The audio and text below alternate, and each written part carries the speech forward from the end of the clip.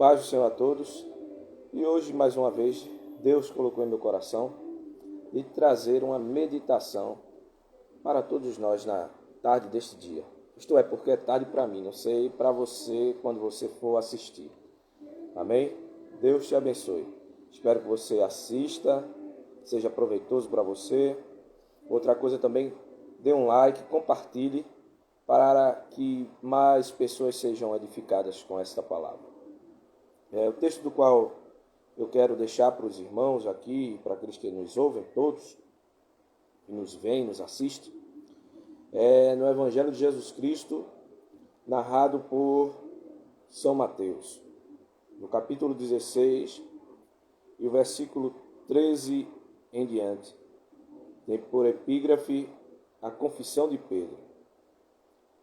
Vamos lá, e diz o seguinte, versículo 13 do capítulo 16 do Evangelho de Jesus Cristo, narrado por São Mateus.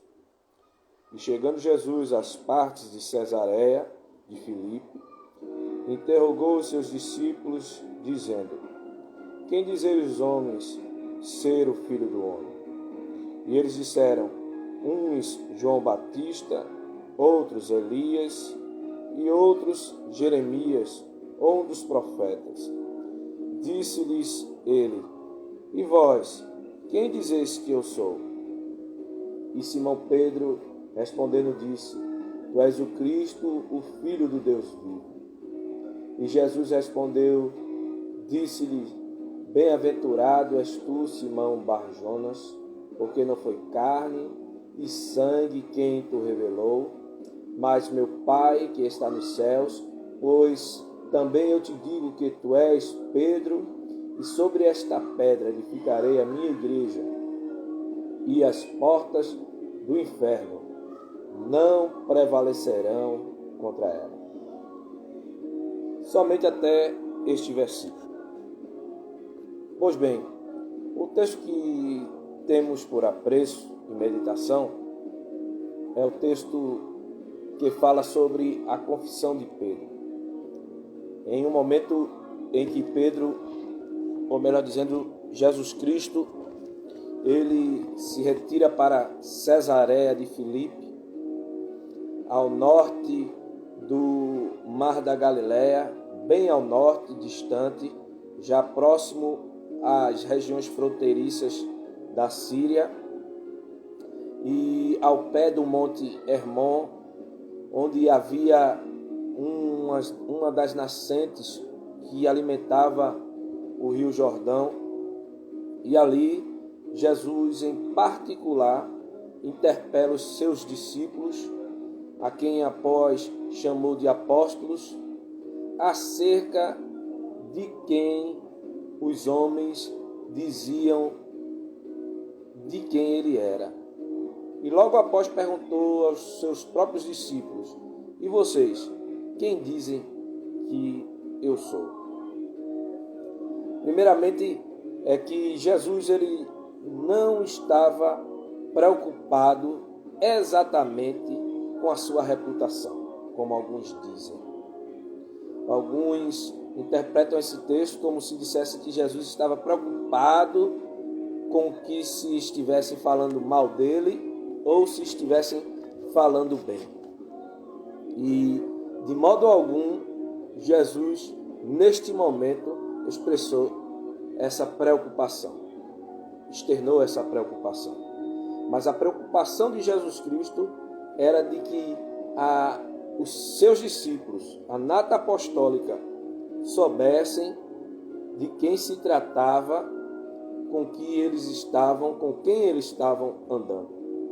Se eles tinham o esclarecimento de que Jesus Cristo era o ungido, o Machia, o Christus, o enviado de Deus. Era esse esclarecimento que Jesus queria trazer aos discípulos e saber se os discípulos sabiam com quem estavam andando durante aquele tempo.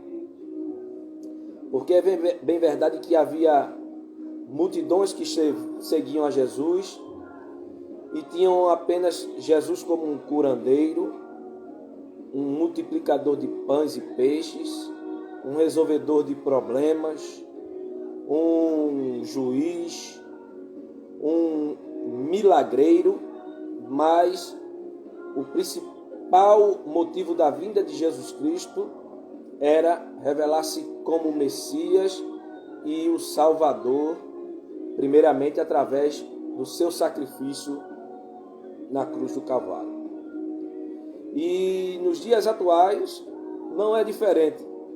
Há muitas pessoas que servem, ou melhor dizendo, seguem um Jesus do qual eles pensam que é um milagreiro, um curandeiro, um resolvedor de problema e tantas coisas mais, um revolucionário, um líder comunista e tantas coisas mais asneiras que já ouvi falar. Jesus Cristo, ele é o Cristo, é o ungido, é o enviado de Deus para salvar as nações, cujo na cruz levou todos os nossos pecados, morreu e ao terceiro dia ressuscitou, subiu aos céus e voltará para buscar a sua igreja. E quando eu digo igreja, não é uma denominação A ou B, mas os santos, os fiéis, aqueles que entregaram a vida a Jesus Cristo e o aceitaram como seu Salvador. É nesse sentido em que Jesus Cristo, ele pergunta aos seus discípulos: quem os homens dizem ser o Filho do Homem? E os seus discípulos respondem primeiramente: alguns dizem que tu és um profeta, tu és o João Batista ressuscitado, tu és o Elias. E Jesus Cristo agora especifica mais a pergunta, dizendo: e vocês, o que vocês dizem? Vocês sabem com quem estão andando? Vocês sabem a quem estão servindo? Porque há muitas pessoas que têm anos de evangelho, têm décadas de evangelho, mas não sabem a quem estão servindo. Porque acham que Jesus é apenas um amuleto da sorte, foi um grande revolucionário, ou um curandeiro, ou um milagreiro, ou um filósofo, ou um líder religioso.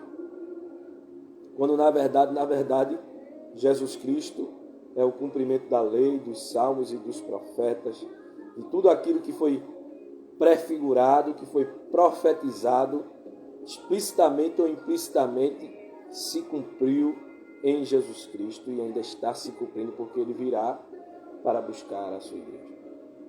Falando também sobre reputação, ele não estava muito preocupado com a sua reputação, como alguns dizem, porque Jesus, em um dado momento, ele para em Samaria e a sós conversa com uma mulher. Isso, ele quebra os ditames, os costumes de sua época, como muitos sabem que naquela época não era permitido a um homem falar com a mulher desde que não fosse sua esposa, ou suas filhas, ou sua mãe, ou de uma parentela próxima, e somente era permitido falar com mulheres dessa forma que acabei de narrar. Ele, para intensificar, para dar mais gravidade à situação, ele conversa com a mulher a sós, e esta samaritana, do qual nós sabemos que os judeus naquela época tinham uma rincha visceral contra os samaritanos. Outra coisa também é que vinha Jesus e os seus discípulos colhiam espigas e comiam naquele exato momento, e os fariseus o acusavam e acusavam os seus discípulos de quebrar o sábado. Mas Jesus sabia o que estava fazendo. Em momento algum ele quebrou o sábado, porque os discípulos não cortavam as espigas com foice, como diz a lei, e nem tampouco armazenavam, mas eles pegavam com a mão e comiam no mesmo momento. Então, sendo assim, eles não quebraram a lei. Em outro momento, Jesus Cristo também ele chega no templo indignado com que os religiosos de sua época tornaram o judaísmo uma mercadejavam lá dentro do templo, vendendo pombas e animais, e reprovavam os animais que as pessoas traziam e faziam um câmbio com dinheiro, trocava dinheiro de outros impérios para o shekel, para ser aceito dentro do templo. E Jesus, irritado com aquilo e irado, disse: olha, como diz as Escrituras, tornaram a casa de meu pai um mercado, um lugar de negócios, um lugar de salteadores e ladrões, e sai quebrando tudo, chicoteando e virando as mesas, indignado com uma ira santa. E ele não ligava para o que os outros diziam dele. Em um dado momento, quando João estava preso e manda alguns de seus discípulos testificar, perguntar, interpelar a Jesus se ele era o Messias ou deviam esperar outro. Depois disso, de Jesus testificar a João quem ele era e mandar os seus discípulos lá dizer a João quem ele era, ele começa a testificar de João. E no finzinho, no capítulo 7 de Lucas, no versículo 33 em diante, Jesus Cristo, ele diz a seguinte expressão: veio João, não comeu e nem bebeu, e vocês disseram que ele era endemoniado. Veio o Filho do Homem que come e bebe com publicanos e pecadores. E eles diziam coisa semelhante. Aí Jesus responde a eles, dizendo que a sua sabedoria era justificada pelo Espírito Santo. E nós vemos isso aqui em Lucas, no capítulo 7, versículo 33 até o 35. Ele diz: porque veio João Batista, que não comia pão nem bebia vinho, e dizeis: tem demônio. Veio o Filho do Homem, que come e bebe, e dizeis: eis aí um homem comilão e bebedor de vinho, amigo dos publicanos e dos pecadores, mas a sabedoria é justificada por todos os seus filhos. Bem, é bem verdade que isso que eu trago agora não é o que Jesus queria falar, respondendo aos fariseus e religiosos que se levantavam contra ele. Mas tudo isso que falei mostra que Jesus não estava preocupado com o que as pessoas falavam dele.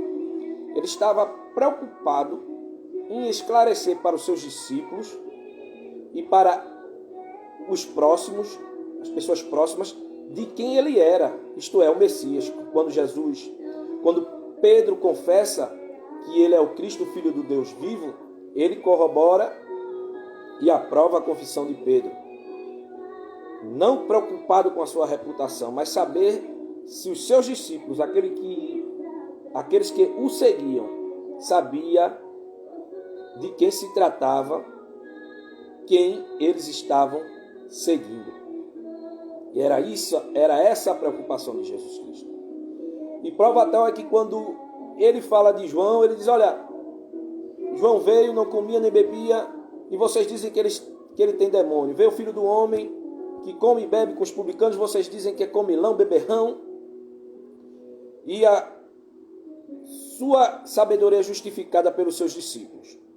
É bem verdade que Jesus não está falando de reputação aí, mas está querendo justificar-se, mostrar que ele é o Cristo, tanto pela sua sabedoria em seus discursos, e que era aprovada, reverberada pelos seus discípulos e por aqueles que o ouviam, e também ele falava acerca de quem ele era, o Messias, o Cristo ungido, o Salvador. Tendo em vista isso, também quero dizer que não importa o que você faça, conselho que lhe dou é: faça sempre o certo, o que é justo, o que é verdadeiro. Pode ficar a maioria contra você, mas mantenha-se fiel a Deus, a sua palavra, à vontade dele na sua vida. Porque você fazendo certo ou errado, eles vão falar mal de você. Porém, escolha fazer o que é certo e não ligar para o que estão falando de você ou de mim. Porque falaram de Jesus, disseram que João Batista tinha demônio. Outro momento disseram, ele expulsa os demônios por Beelzebul, acusando que Jesus era endemoniado. Em outro momento disseram que Jesus era lunático, louco, quando foram chamar os seus familiares para, de certa forma, tentar pará-lo. Mas Jesus não estava preocupado com isso. Mesma coisa, somos nós. Vão nos acusar de loucura, vão nos acusar de várias coisas. Porém, temos que ter convicção daquilo que Deus nos enviou para fazer, daquilo que Deus nos chamou e daquilo que temos convicção de acordo com a palavra de Deus. Guarde isso. Se você fizer certo, vão falar mal de você. Se você fizer errado, vão falar mal também. Então, se preocupe em fazer o que é certo. Outra coisa também que eu guardo dentro do meu coração. Quando falam mal de mim, o que é que eu faço? Eu faço uma autoavaliação e vejo se aquilo é verdade. E se for verdade, eu procuro me corrigir. E se for mentira, sinto muito. Eu não dou atenção e continuo fazendo a obra de Deus. Guarda esta palavra. Deus te abençoe.